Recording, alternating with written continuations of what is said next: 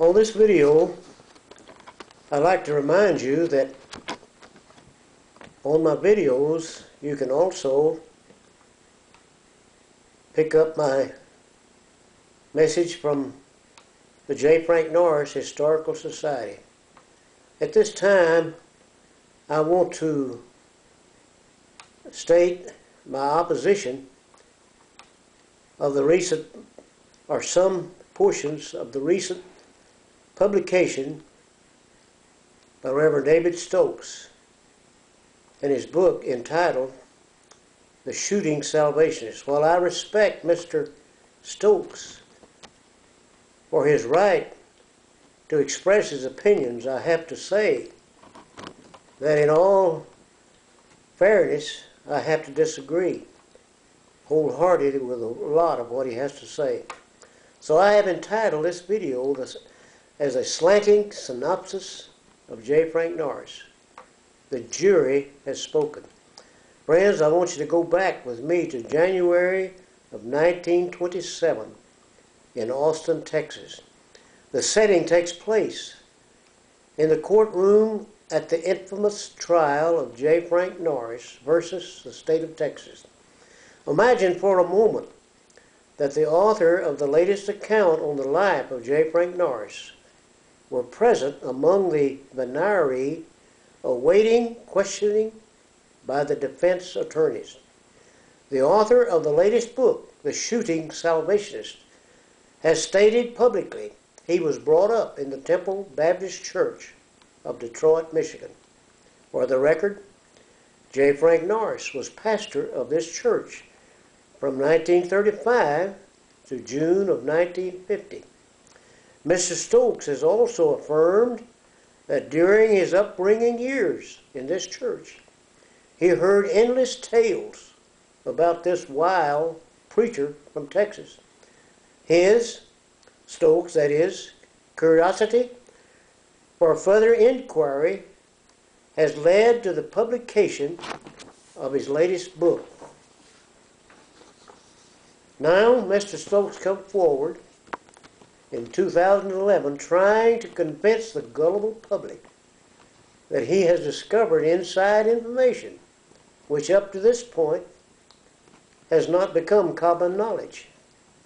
Mr. Stokes, of course, was not present in 1927 since he was not born until the year of 1955. But he is present now in this year of 2011.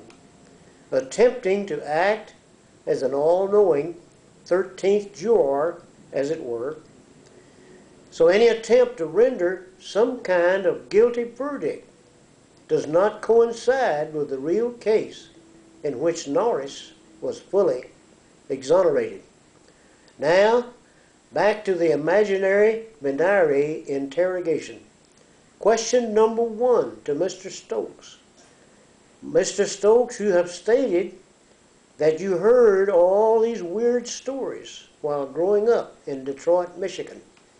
Would you tell us from whom you heard all these weird stories concerning J. Frank Norris?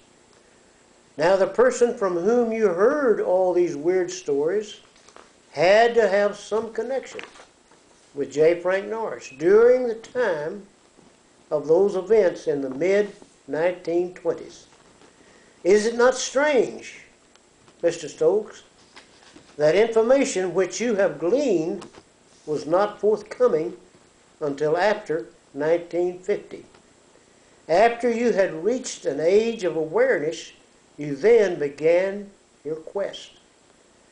For information purposes, it is the job of a defense attorney to strike an unfriendly potential juror if a note of bias is detected. Without belaboring the issue, Mr. Stokes would be asked if he understood the significance of events which happened in May of 1950 at the First Baptist Church. This would end the first round of questioning. And I might add, as the maker of this video, parenthetically, I add, I am the maker of this video and I can relate in detail the significance of May 1950. Now, question number 2 to Mr. Stokes.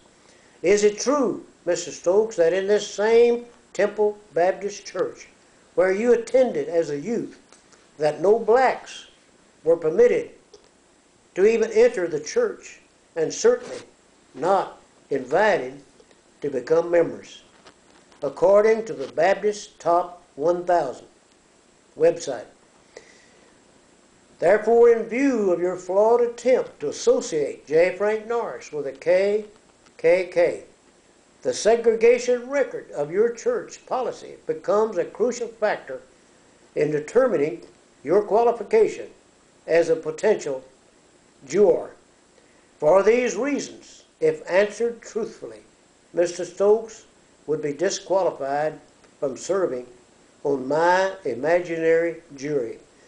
And when the weird stories are fully aired, the shooting Salvationist will become the Slanting Synopsis. Conclusion: Mr. Bob Schieffer of the CBS News, who penned the foreword, let me say to you, you, sir, have been snookered as well as all of the book purchasers. And friends, in closing, I make no apology in my defense of J. Frank Norris. And I say humbly, in spite of his flaws, when viewed in context, all of these pale insignificantly compared to his historic defense of the faith. I hope you'll keep listening to my videos and also on the J. Frank Norris Historical Society. Thank you, friends, for listening. Goodbye. God bless each one, and God bless the United States of America. Good night.